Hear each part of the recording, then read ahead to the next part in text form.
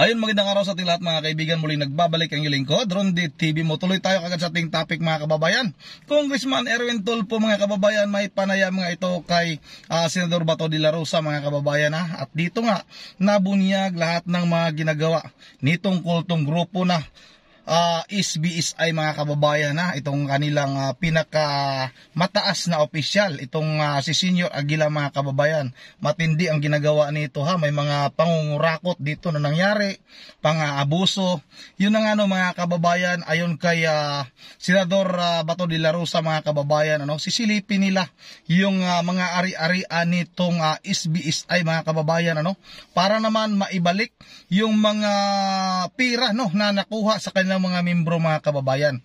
Biruin nyo yan mga kababayan, binibinta yung kanilang mga ari-arian sa baba mga kababayan para dalhin doon sa bundok at yun nga ibigay doon kay Senior Aguila mga kababayan. Kaya ayon kay Congressman Erwin Tulfo, napakatindi ng grupo na ito. Marami talaga ang naloko mga kababayan sa kultong grupo na ito. Ito na nga mga kababayan, huwag na natin patagalin. Sabay-sabay na natin itong panoorin. Boss, alam mo, ayaw ko kung agree ka sa akin. Mabuti sana kung yung mga miyembro ni Senior Aguila, mga hoarder sa Bulacan, mga rice trader, ay mga hoarder, importer, smuggler, hindi tayo magreklamo. Pero ang mga biktima nito, yung mga pobre, yung mga farmer, yung mga may mga maliliit na negosyo, ito yung mga binibiktima. Ito yung masaklap dito Kung smuggler ito na biktima niya, mga importer, walang problema siguro. Pero, sir, maiba tayo. Nakakulong pa rin ba dyan sa Senado? Si Senyor, baka mamaya nagkaroon ng magic, nakalabas na dyan sa kulungan kasi kaya niya pahintuin ng ulan, Sen. Sabihin na baka bigla na matunaw yung padlock sa silda, Kasi yung ulan, sir, napatigil. Baka may sabihin niya, utusan niya yung padlock, buksan mo ang iyong sarili. Sa ngayon ng Congressman Erwin, nandyan pa rin sila. Except yung si Mamerto Galanida na 80 plus years old, nandun ngayon sa hospital sa pinakumpay natin sa Manila General Hospital dahil nga minomonitor yung kanyang blood pressure at saka yung kanyang diabetes.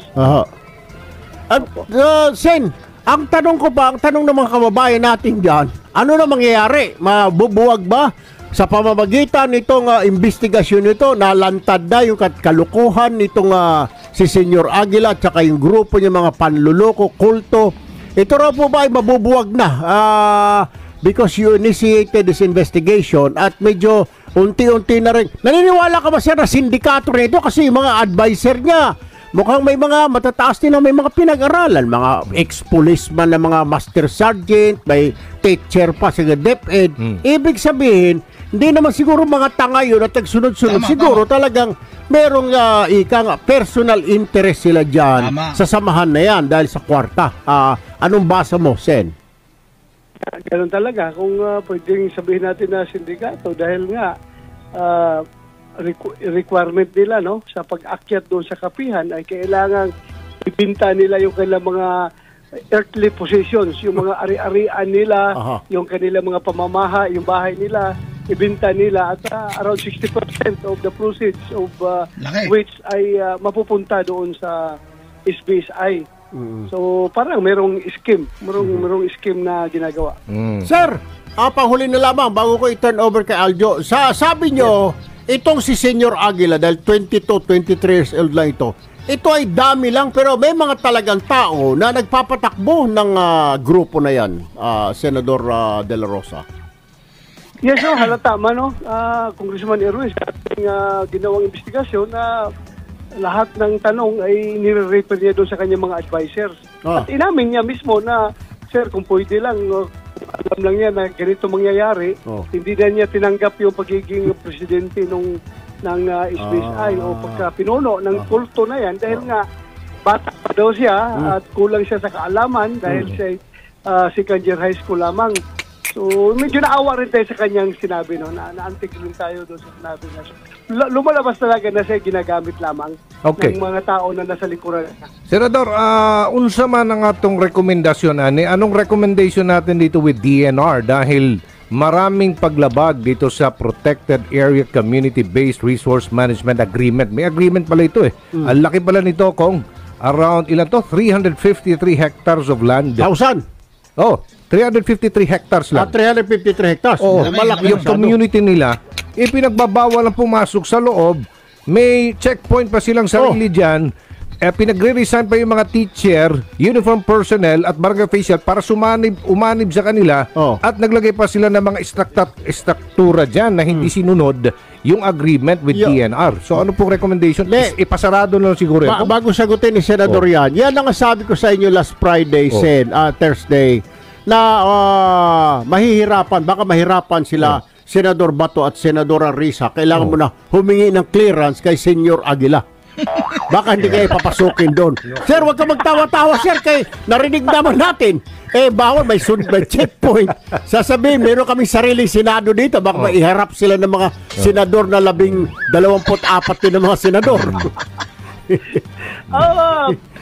Sigurado na isa yan sa Kung Erwin na magiging rekomendasyon natin for DNR to take the appropriate steps kung paano nila i-resolve ang issue na ito. Dahil kung may nakita silang paglabag sa agreement na kanilang ginawa between SBSI at ang DNR, ay karoon naman na may paglabag. Yung nga lang, yung regulating agency, DNR, hindi nga makapasok doon eh. Binagawa lang nga makapasok. Siguro naman, dapat alam na ng DNR what to do. Kung gano'n naman lang na sila mismo hindi makapasok sa yuta na sila ang nag-regulate being DNR, no?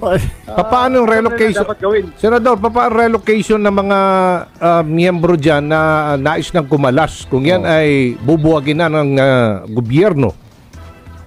Ay, yan ang problema natin ngayon kung paano, no? Dahil yung mga miyembro na yan ay wala nang mauuwian yung extreme community sa baba ng Socorro dahil pinagbibintan na nila yung kanilang mga bahay, yung mga ari-ari nila.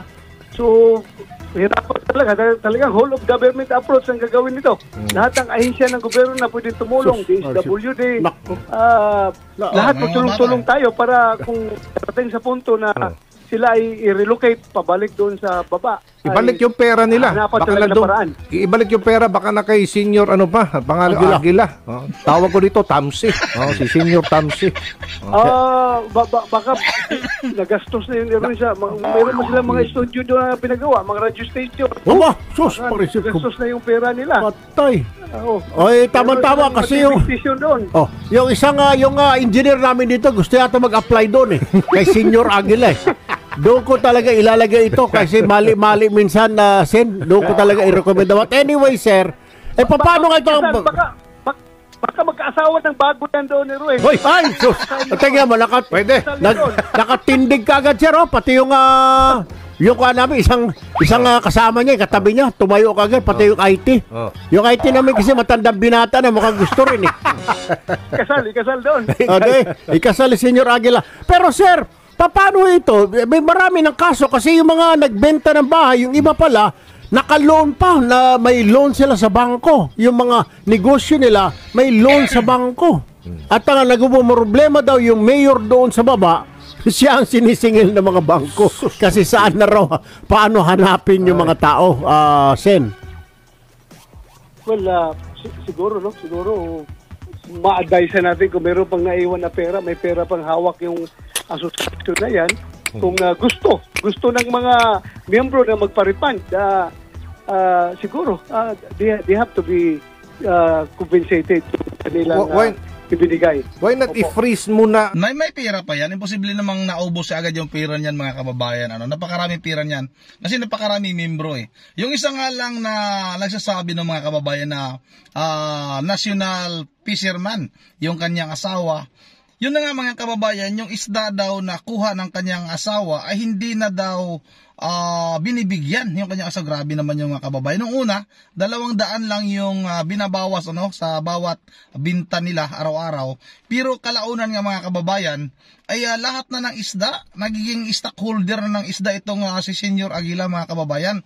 Tapos yung mga ari-arian na mga ibinibinta, ay mayroon pa rin itong si Senyor Aguila at itong mga opisyalis nitong SBSI mga kababayan. Kaya sa palagay ko lang may pira pa itong nakatago. Dapat halongkatin yung kanilang bank account mga kababayan. Kung nailagay man sa bangko, paano mga kababayan kung ibinabaon lang o tinatago doon sa kanilang lugar, doon sa sinasabi nilang tirahan nitong Senyor Tamsi, Senyor Aguila pala mga kababayan. Dapat nga talaga ay magkakaroon ng malalim na investigasyon nito mga kababayan. Dahil kawawa naman yung ating mga kababayan na pag nabuwag na itong grupo na ito, ay wala namang mapupuntahan.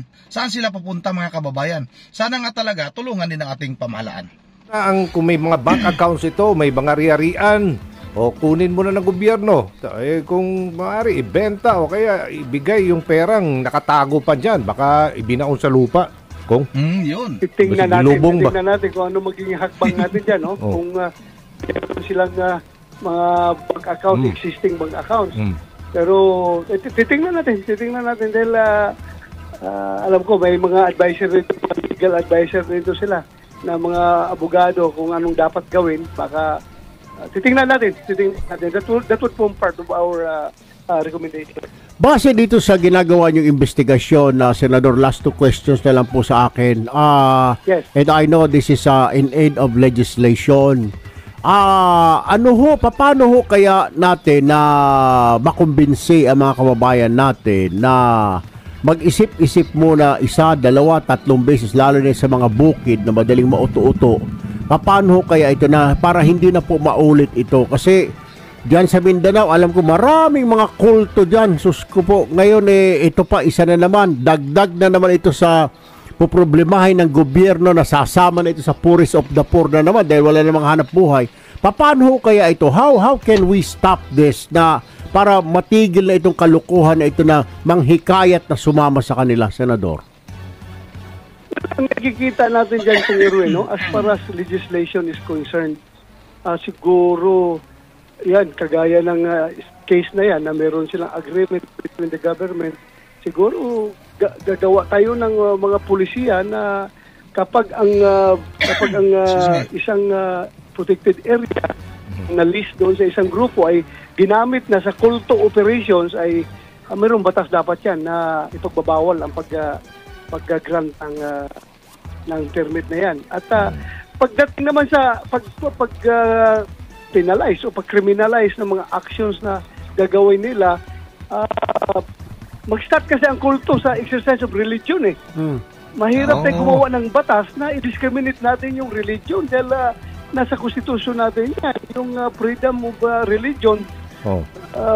Kung paano sila, wala tayong pakialam kung anong kanilang pipiliin na faith na i-observe. Tama. Hanggang paghintay lang talaga tayo kung meron silang nababiolate na existing laws, meron silang nababiolate ng mga constitutional rights ng mga membro or kung sino mga involved dyan, ay dyan tayo maka-action ng gobyerno. Pero malinaw naman, Senador, sa mga testimonya ng mga bata ito hindi nagsisinungaling mga bata Opo. Tama. Talaga. So ngayon, liable na sila, pinailan nila ng kaso. Pero ang pag-organize ng isang kulto, mag-start mo sa religion, mahirap natin gawan ng batas yan na i-discriminate, bawal. Constitutional right nila yan. Hintay tayo kung meron na ma-violate na batas. Marami mga existing. Alam ko maraming existing na masasabi natin na kulto pero walang binabiolate na batas. Maraming nakikita nating mga kulto na nag-exist. Lalong-lalo na dito sa Mindanao. Ang kanilang definition ng kanilang grupo ay talagang mag-qualify as kulto na kumpleto ng elemento pero walang binabiolate na batas. Kaya freely sila ngayon nag-exist. Hindi natin pinapakialaman. Sir, alam ko si Senyor Aguila ang para tumatayo yung mastermind dyan. Pero yung kanya mga advisor, ganun din siguro kabigat ang kasong kakaharapin ng mga ito, Senador. Yes, pareho silang co-accused sa mga kaso ipinail ng NBI at ng PNP. Opo. Laban sa kanila. So yung mga advisors nila ni Senior Aguila ay kasama sa kaso. Parehas lang ko accused. So kung lalabas yung warrant ng ma-resolve na ng DOJ at may warrant na lalabas, siguradong arestado ito silang lahat. Panghuli lang ba? Okay. Yung since nalaman na natin ng mga kalukuhan dyan, may mga nangyayari, pinipwer sa mga bata, hindi ba pwede natin padalhan ng pulis doon sa taas at maglagay na ng sundalo doon or pulis para ma-secure yung seguridad ng mga kabataan doon, yung mga bata, Sen? Yes, I was informed by the provincial director, no? Right after the hearing. Sabi niya, nagbigay na daw siya ng order sa kanyang provincial command na magpadala ng mga sundalo doon. Siguro isang kumpanya ata na pulis na pinadala niya mobile doon. Force. Mga mobile force siguro, sir. Mobile force. Oh. Mobile force na mag-secure doon sa area. So, ando na natin sa pulisan. Senador, may balik ko lang yung kanina sinabi ninyo. Religious organization ba sila? Yan ang sinasabi? Tama ba? Hindi naman. They are registered kasi as a people's organization. Yung SBSI. Pero kung yung i-kuan nila, no? I-insist nila yung kanilang yung paniniwala as a form of religion, ay nirespeto yan ng ating konstitusyon, di ba? Pero nagbabayad po sila ng buwis? Na kami, Nagbabayad ba sila ng buwis? Itong organization nila? Are they paying taxes? Hindi ko alam po nagbabayad ng buwis ito, ha? Baka doon natin pwede ipitin yan. Sa pagbabayad ng malaking buwis. Oo. Kasi pati ayuda daw, Sen, ayuda para sa ating mga igsuon, sa mga kapatid natin dyan, mga pobre. Kinukuha din ng SBSI. Sos, Mariset. Grabe. Ayun nga, ma-qualify nga yung sinasabi mo na sindikato. Dahil kinokontrol ng organisasyon, pati yung pera na galing gobyerno, which is a form of graft and corruption, di ba? That's corruption. Hindi mo pwede bawasan mo yung tao na para sa kanya yun, aid yun ng gobyerno. Para sa kanya, babawasan mo. Sir, so paano na nga ito? Sa susunod na hearing, kailan? At ano na ho mangyayari? Nakakulong pa rin dyan? Hindi mo na papakawalan si Senior Aguila at mga kasama niya? Hindi pa siguro, no? Unless ma-determine ng committee na sila nagsasabi ng totoo at fully mag-cooperate sila sa ating ginagawang investigation, ay pwede na siguro yung kanilang contempt order. Pero sa ibig sabihin, pwede pa silang, so pagka nakalabas na sila dyan, pwede silang umuwi na ulit doon sa Socorro, baka na maggumawa ng katarantaduan at balikan nila yung mga kamag-anak ng mga batang ito na nagre-reklamo, Senador. Isa yan sa posible mangyari, no, Congressman Erwin. Kaya titingnan natin, mag-aaralan natin ng mabuti ito ngayon kung anong gagawin natin dito sa kanila. So, barikadahan na lang daw yung lugar. I-cordon mo na yung lugar, Sen. Siguro baka dandahan na rin na nahigmata o na realize itong mga tao na ito gumising yung kanilang kinasasadlakan ngayon. Baka it will die a natural death yung organisasyon na yan kung lalong-lalo na kung makakulong yung mga leaders nila, kung wala nang magte-take over, magkaroon ng leadership vacuum. At lalong-lalo na kung makadecide ang DNR na i-revoke ang kanilang agreement. So, ang presensya nila dyan sa lugar na yan ay questionable nila. Pero, yun nga, magiging problema talaga yan ng gobyerno kung paano i-relocate yung mga tao na yan. Yun ang mga kababayan, dapat talaga makulong itong mga leader nitong SBSI, mga kababayan, kasi kung makabalik pa ito doon sa sitio Kapihan, malamang gagawa naman ito ng panibagong grupo, mga kababayan, kasi sana ito sa pangluloko ng mga kababayan natin, lalong-lalo na nga dyan sa mga kabundukan, malimit talaga, mga kababayan, sa mga probinsya, mabilis maloko yung ating mga kababayan, kaya marami talagang nabibiktima. Kahit dito nga sa probinsya namin, may mga nabibiktima sa mga ganyang religion, mga kababayan. Minsan kasi ginagamit na yung relihiyon, may mga nagsasabi nga na parang pasensya na sa mga matitino naman, di naman lahat. Mga sinasabi, mga kababayan, na ang relihiyon daw ay parang ginagawa ng ang negosyo. Yun ang mga kababayan, hanggang dito na lang muna at bago tayo magtatapos ay mag-shout out muna tayo shout out tayo. Hindi na tayo magbabasa ng komento, no? Dahil kukunti yung mga nagko-komento ngayon, mga kababayan. Yun ang shout out kay Lods Rapido TV, kay Rome Aboy Idol, shout out ha. Danny Agpalo, kay Marieta Villaniba, Dion Yuman, kay Ma'am Joyce ng Japan Tilma Santos, kay Jixin Ko, shout out Diver, kay Rodolfo Angeles, kay Rodel Di Misa, shout out ha. Aida Di Quintero, kay Idol Tidibor, shout out. Boy Lusada, kay Alma Likiyayo, kay Zuhili, kay Ninyo Katubig, kay Haranila, kay Rini Dakina, kay Idisa Borbi, shout out sa Ma'am Robert La Chica, kay Roberto Tawadan Robert Tawadan pala, sorry, kay Robert Tawadan ng El Nido Palawan, kay Lili Orili, kay Mario Asoy, shout out, kay Ruina Rukamura, kay Lubdal Natividad, kay Bayong Simanalo. Yun ang mga kababayan, nandito lang muna at ihabol natin si Max Reed at si Carmen Sita. Yun ang mga kababayan. Once again, this is Ronde TV mo. Ingat ang lahat. God bless bawat isa sa atin.